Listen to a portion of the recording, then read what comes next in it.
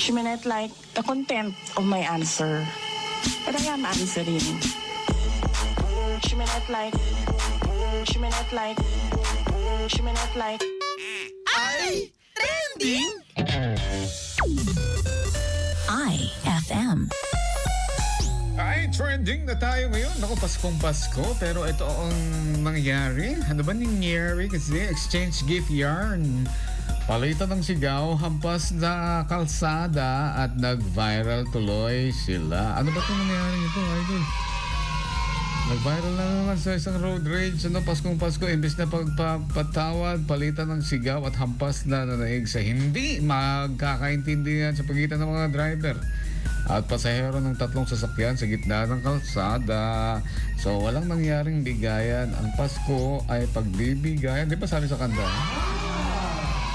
So, viral sila ngayon sa social media na in-upload ng at kabulastugan sa Instagram ang road rage ng mga sakay ng tatlong sasakyan sa gitna ng kalsada. Ang caption ng video, "It's Christmas season, konting intindi lang.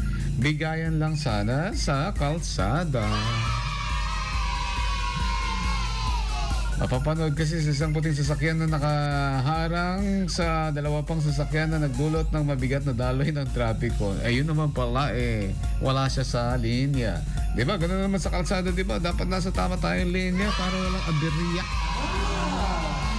Dapat nasa tamang linya para walang aberya.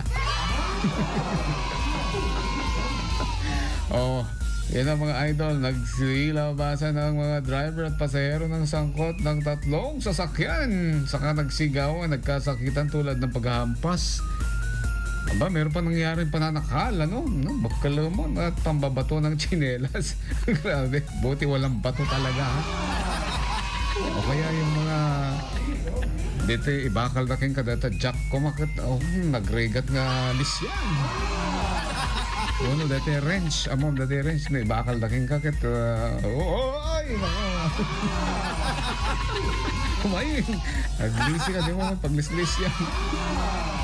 Akot na mabakal ka mat data jack ko no wrench. Akot siguradong hospital ang bagsak mo. Ay, tatama ka yan. Mabatak tarupang narigat. Iso nga handbrake mga kakaroon iti road rage, mga idol. So, kailangan lang talaga ng bigayan. Hayaan mo na. Ano kung mag-left turn ka, bigyan mo na. Wala pang 5 seconds, magla-left turn na yan. Bilangin mo. Di ba? Pero pag hindi mo pinagbigyan at parang inasar-asar mo pa. Nyek talaga, mga idol. At hindi naman malinaw kung anong eksaktong sanhi ng insidente, ngunit umani pa ito ng komento at hirit ng mga netizens. Panahon ng bigayan, sabi nila, bigyan ng neck hugs at kanya-kanyang kalaban sila. Ito pang sabi, matinding bigayan ng exchange gift. Ayun na ba? Nag-exchange gift sila sa palitan ng salita. At ito pa yung matindi, sabi, Royal Rumble Road Rage Edition 2025. Huwag natin gayahin, mga idol.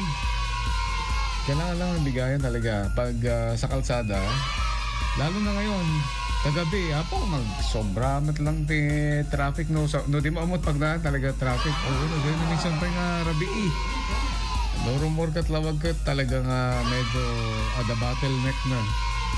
Kaya idol, kaya yan na naman ang ating trending ngayong araw po ng Paskong Pasko. Disyembre 25, 2025, mga idol. At Feliz Navidad y Prospero Año Nuevo de Antemano. Feliz, maligaya, Navidad, Pasko, at Prospero, masagana matagumpay, Año Nuevo, bagong taon.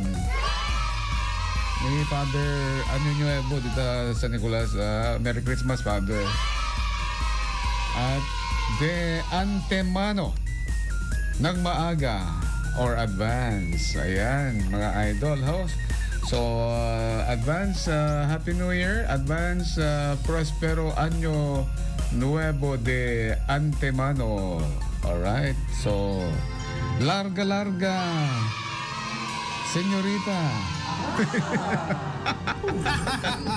Con todo corazon. Iso ti pinagayat na ni Ason sa IFM. Subaya? Whenever I see girls and boys selling lanterns on the street.